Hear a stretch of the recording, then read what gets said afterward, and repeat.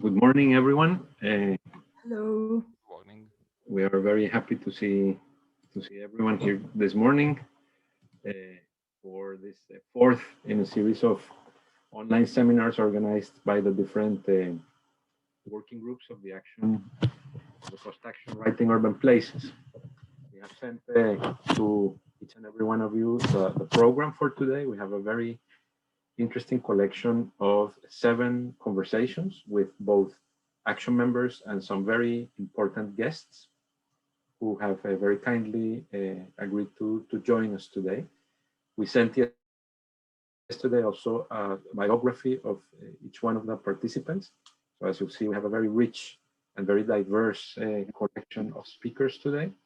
And as mentioned, in the different news items that we sent you, we have tried to organize the seminar in a relatively different way by not having individual presentations, but rather by organizing talks, people talking to each other, which we believe is coherent with the spirit of what we're trying to communicate, which is that despite most of us being involved in academia, being habituated to producing a particular kind of communication for specialists mostly, at the end of the day, our interests, our focus have a lot to do with talking to many different kinds of people. And that is based on a common denominator, which is common to all of us, which is the simple yet extremely beautiful act of talking. So we will be talking to each other, we will be talking about other people, we will be talking about our interests. And to do that, we will start by hearing Klaske Havik, Professor Havik, who is our action chair, who has kindly agreed to introduce the whole seminar. So Klaske, floor is yours.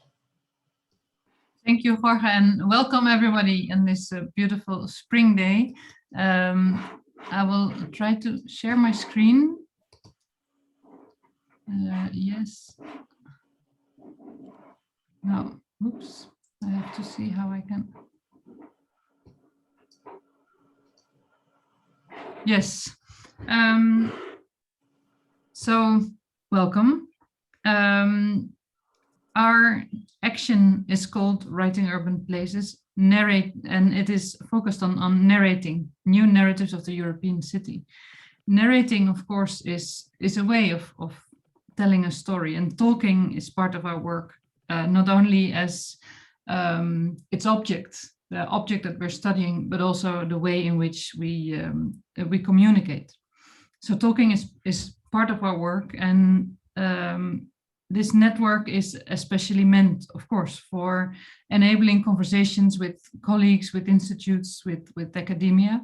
I think it's beautiful how in the past 2 years we have been able to talk with one another, to learn from each other, to learn from each other's cultural backgrounds, disciplinary backgrounds, geographical backgrounds. And we have been able, and we have been lucky that we realize now, of course, to have been able to do that physically in different places. This was a meeting of November 2019 in Almada with working group 3 and 4. Oh.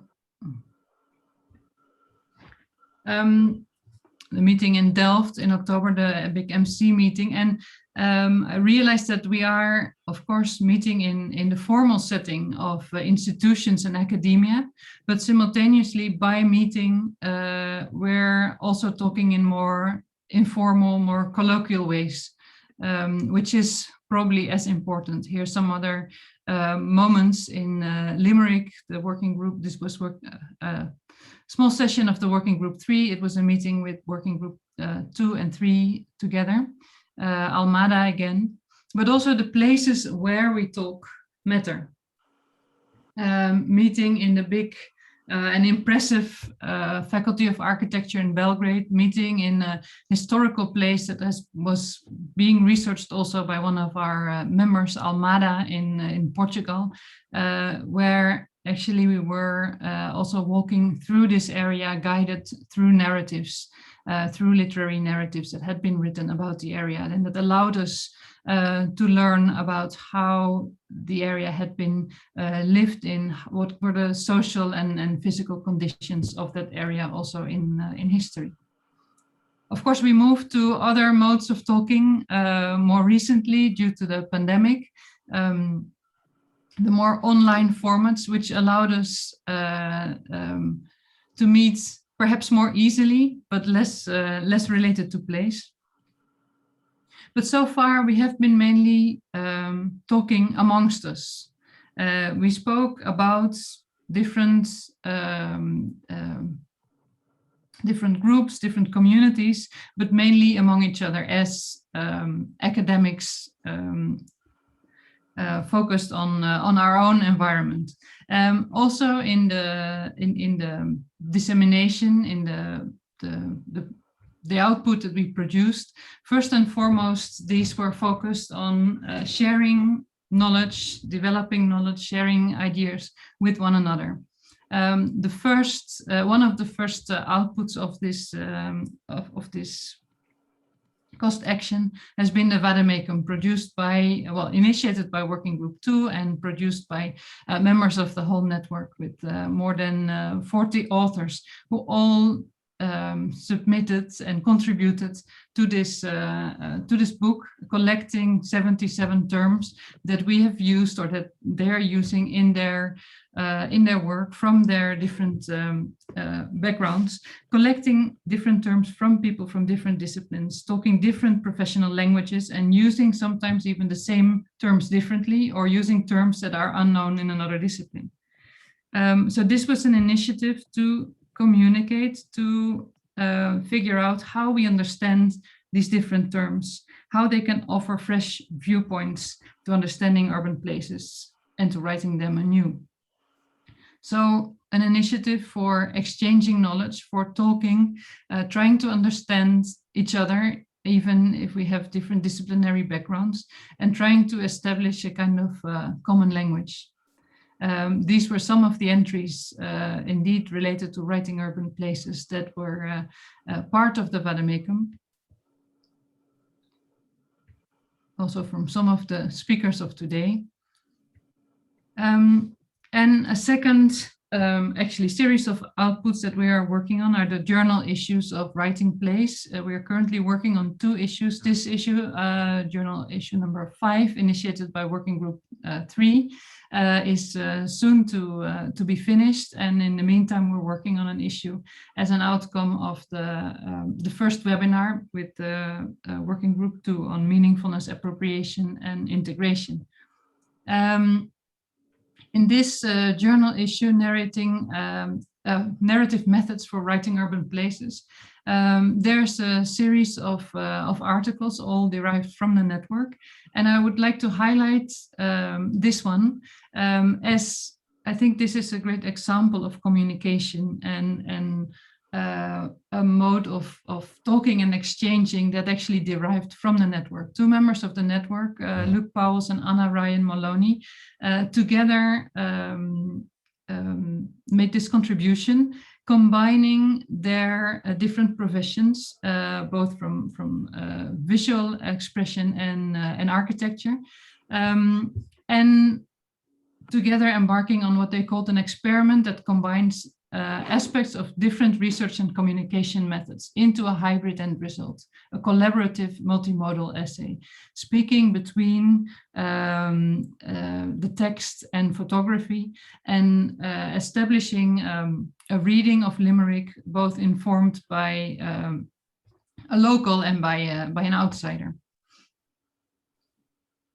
Another article, or actually it's an interview in this Writing Place issue, is a conversation with one of the key scholars that I think is a key reference to many of us in the network, Alberto Pérez Gómez, a professor of history and theory of architecture in McGill, Montreal. And the interview is actually entitled "How to Speak," about the necessity of language to understand and practice architecture as a human discipline. And in this conversation, we also spoke about the necessity to talk, The architect, he says, has to cultivate humility, learning to really listen to what others say. So this is a discussion that we had with him about how to engage with local communities working on site, and how can we establish a kind of common ground.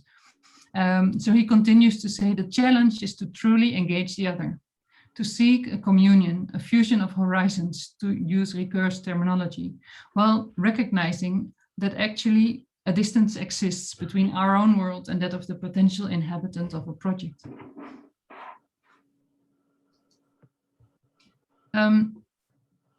We have, of course, been talking to each other in different ways.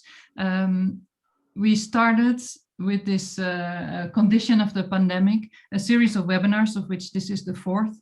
The first one held last November was organized by Working Group 2 and focused on the theoretical concepts of meaningfulness, appropriation, and integration, three of the key concepts of our action, discussing them in theoretical terms, discussing the key references, sources, conceptualizations of these terms. Which resulted in a booklet where we have collected these different statements that have been made around these topics. The second webinar discussed the similar topics, but from a more practical perspective. The webinar organized by Working Group 4, Fieldwork within a Network, Mapping, Performing and Sharing, indeed addressing fieldwork on-site projects that indeed relate to these themes. So here again, a lot of members from the network have talked with one another, exchanged ideas, presented their project, and responded with questions and answers. And finally, the third webinar organized by Working Group 3 on the methodological framework of the action, indeed focused on reading, writing and activating urban places, and presented a whole array of different methods that have been used or that are being used by action members in their approaches to urban places. So from there, from the webinars discussing the key terms of the action from a theoretical framework, from fieldwork and from methodology, it's now time to move to perhaps discussing how we communicate not only amongst each other as scholars, not only within academia, but also how do we actually address the outside world. How do we reach the communities that we talk about? How do we disseminate our knowledge and make sure that it's useful and that it ends at people who can actually take action? So indeed, how do we communicate about our work? Why do we communicate? With whom? What are our different audiences? And how does this reflection on communication and dissemination help us to make further steps in the knowledge that we are developing, that we are sharing, and that hopefully can have an impact on the European city. I will stop here and give the floor back to Jorge. Thank you. Thank you so much, Klaske. Well, this is quite on spot. I think puts us on very clear ground. Hearing you talk, I also noticed that I was so enthusiastic to start hearing what you had to say that I forgot to introduce you properly. I don't think you need an introduction with this group, but just for those who are joining for the first time or so, you must know that Klaske Havik, our chair, is a professor of methods and analysis and imagination at Delft University of Technology, the Faculty of Architecture. And she develops a distinct form of research that brings together basically the topic of our action, no? How the built environment relates to literary narratives and what they can be used for, both in terms of capturing the essence of the built environment, but also for promoting thus imagination. Let's say how we can imagine possible futures for our cities based on our appraisal literary narratives. I don't know how this is called anymore because it's not an introduction. It's like a post factum. but in any case, well, I think that makes very clear both the role this event is playing in the development of our action, and also the tone that we want to have today, which is a tone that is less formal, is less scholarly to a certain extent, as far as that.